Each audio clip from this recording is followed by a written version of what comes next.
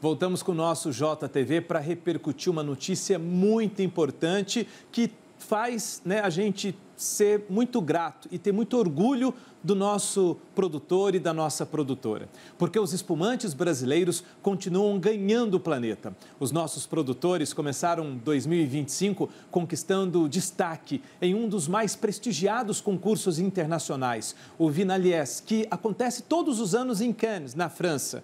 Foram 33 medalhas, sendo 6 grandes ouros e 27 ouros. O evento é organizado pela respeitada Associação dos Enólogos Franceses. E esse ano, os jurados avaliaram 2.683 amostras de vinícolas de 36 países. Vamos continuar ao vivo para falar para a gente desse evento e também das conquistas do Brasil. A gente recebe hoje aqui a enóloga Paula Schenato, ela que é da Associação Brasileira de Enologia. Né, Paula? Muito obrigado pela gentileza. E a Paula esteve lá entre os 106 jurados de 24 países. Então, assim, entre os 106 jurados que participaram desse concurso, a Paula era a representante brasileira. Estava lá, né, Paula? Obrigado pela gentileza de estar com a gente hoje aqui. Paula, e por que esse concurso de vinhos e espumantes, lá em Cannes, na França, ele é tão relevante, hein? Boa noite, bem-vinda. Boa noite, Márcio. Muito obrigada pelo convite. Então, esse concurso, qual é a grande importância dele? Primeiro porque é na França. Os franceses são muito, muito rigorosos na hora de avaliar um vinho. Então, conseguir um destaque, uma medalha num concurso onde a maioria dos avaliadores eram franceses é de extrema importância. E o Vinalies é muito reconhecido. É um concurso que tem a chancela da OIV, a Organização Internacional da Vinha, que é a entidade que rege, enfim, toda a vitivinicultura mundial. Paulo, e por que os espumantes brasileiros, né, os vinhos no geral, mas por que os espumantes especificamente estão conquistando prêmios e também o paladar mundial? Os espumantes é o produto brasileiro, é o vinho brasileiro que tem se destacado em todos os concursos mundialmente e tem se destacado muito no Brasil também. Por quê? Pelas características dele, o frescor, a jovialidade, o frutado, isso tudo tem agradado muito ao consumidor. Inclusive, Márcio, aconteceu uma situação bem interessante durante o concurso, onde uma mesa de jurados que estavam ao meu lado estavam degustando e achavam que estavam degustando champanhes. Mas, quando terminou a degustação, anunciaram que eram espumantes brasileiros. Ou seja, confundiram e tinham 3 franceses na mesa, de 5 jurados, 3 franceses, e achavam que eram champanhes e eram espumantes brasileiros. Que impressionante, hein, gente? Atenção!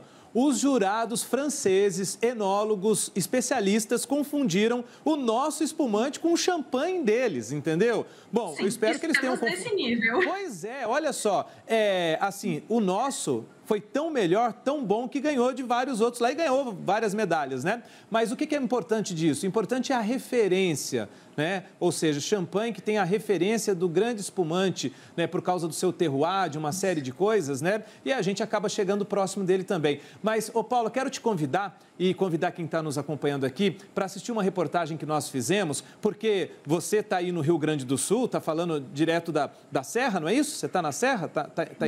De Bento Gonçalves, direto daqui. Está em Bento Gonçalves, isso. Então, esse ano, você pode dizer melhor para a gente, a safra desse ano promete ser tão especial, mas tão especial que a expectativa está muito grande. A gente vai relatar isso nessa reportagem que eu fiz, estando aí recentemente na sua região. Vamos ver.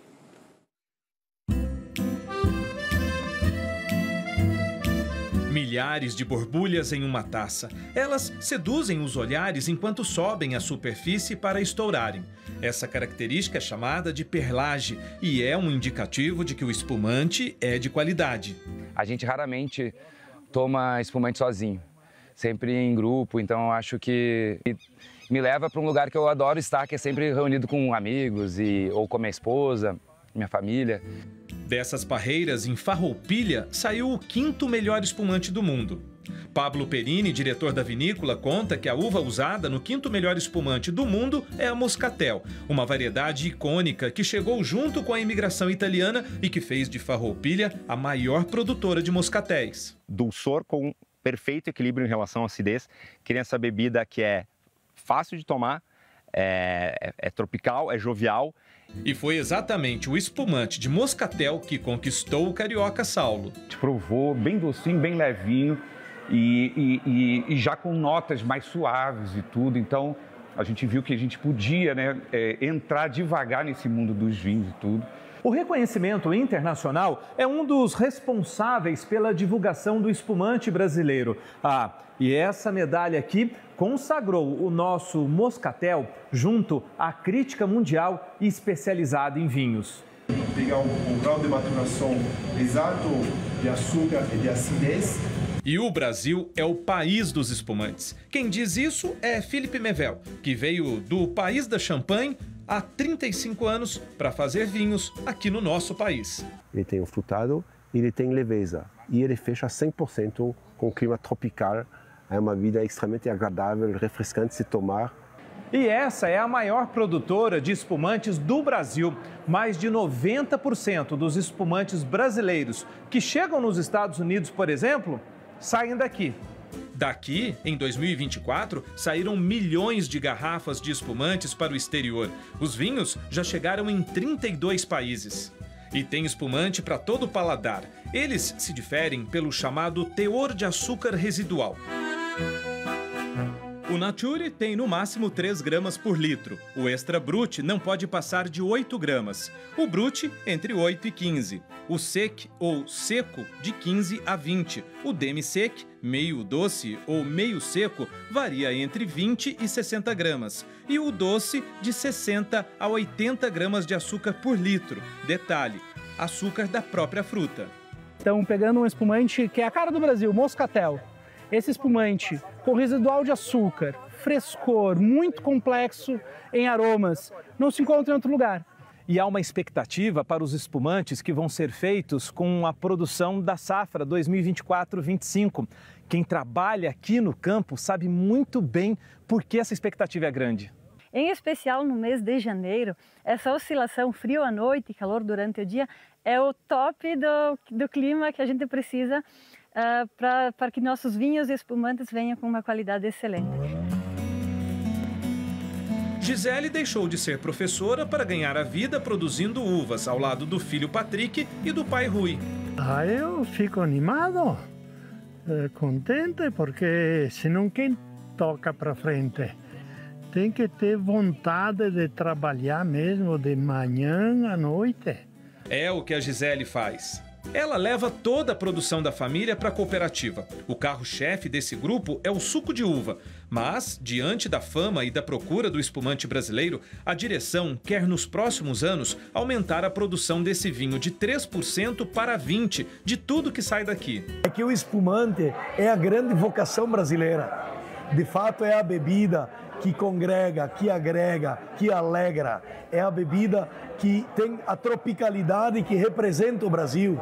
Sob o olhar atento e a vigilância do símbolo das Serras Gaúchas, as araucárias de Pinto Bandeira testemunham um chileno produzir um espumante de alma genuinamente brasileira. Esto lo comprei no ano 78.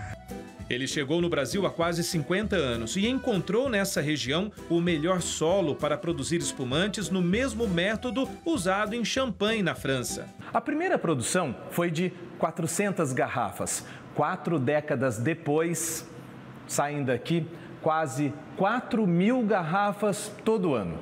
Porque aqui a uva madura está com um baixo teor de açúcar, uma alta acidez, que é a condição básica para ter um base espumante de alta qualidade. E não dá para tomar um espumante sem comer, não é verdade? Mas afinal, espumante vai bem com o quê?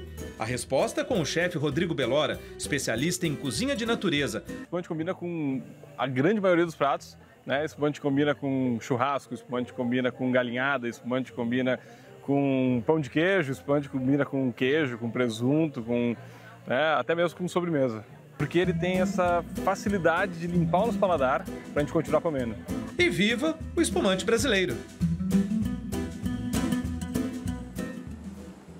E viva, né, Paula? Viva o nosso espumante, viva o nosso vinho. Estou conversando com a Paula aqui, que é enóloga, né, da Associação Brasileira de Enologia aqui, e esteve na França nesse concurso, né, sendo jurada e vendo o nosso Brasil recebendo 33 medalhas, sendo 6 super-ouros e 27 ouros, né? Paula, nessa reportagem eu mostrei... Oi?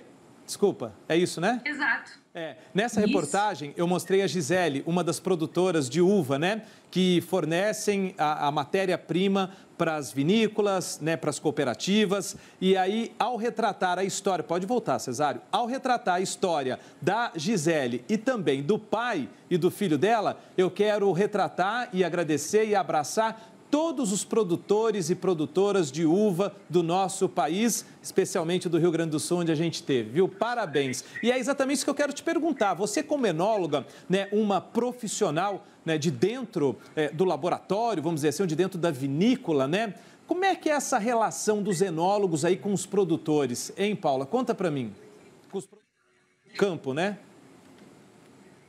Então, os enólogos... muitos deles são os produtores de uva também, e o enólogo depende muito do produtor de uva. Por quê? A gente costuma dizer que o vinho, ele nasce lá no campo. Se de lá não vier uma uva de qualidade, uma uva que atenda os pré-requisitos físico-químicos para um bom vinho, dentro da vinícola o enólogo não faz milagre. Então, a gente tem que trabalhar sempre juntos e de mãos dadas. Gente, vocês ouviram essa frase da Paula? Ela é uma enóloga, ela que faz o vinho lá na vinícola, né? No Sul fala cantina, né? O enólogo não faz milagre. Então, olha que responsabilidade o produtor, a produtora, os homens e as mulheres que estão lá no campo, né, manejando a uva, cuidando da planta. E como é que os produtores, então, contribuem? Porque a Gisele falou, olha, o clima ajudou muito, né? Choveu na hora certa, fez bastante sol na hora certa, né? Como é que os produtores contribuem ou interferem na uva para um bom vinho ou um bom espumante? São vários fatores. O clima é um dos mais importantes, porque se ele não colaborar, como eu disse anteriormente, milagre a gente não faz. Mas, com o clima colaborando, o produtor, ele usando a técnica correta de condução do vinhedo, poda, o momento correto da colheita, que também vai ser definido juntamente com o enólogo, esses fatores, até o Mário Gais falou, a questão do açúcar e da acidez estarem em equilíbrio, estarem no ponto correto para termos um vinho base excelente para espumantes de belíssima qualidade. Paula Schenato, ela é enóloga, também produtora de vinho, também tem a sua vinícola no Rio Grande do Sul, né? Ela esteve pela ABE, Associação Brasileira de Enologia, lá na França, participando como jurada de um importante concurso onde o Brasil recebeu 33 medalhas, sendo 6 a principal premiação. Paula, estou muito feliz de poder retratar o nosso vinho, poder retratar o nosso produtor, o homem e a mulher do campo e o trabalho dos enólogos, das enólogas também aqui no JTV, tá? Fiquei muito feliz de participar dessa visita aí na sua região. Um grande beijo, um abraço para a Lucinara, assessora aí da ABE, que nos conduziu muito bem por essas vinícolas aí, e espero que vocês voltem mais vezes conosco aqui. E parabéns pelo trabalho de vocês, tá bom? Muito obrigada, Márcio. Eu só gostaria de destacar que das 33 medalhas que o Brasil ganhou nesse concurso, 17 medalhas foram para os espumantes, mas 15 medalhas foram para os vinhos tintos.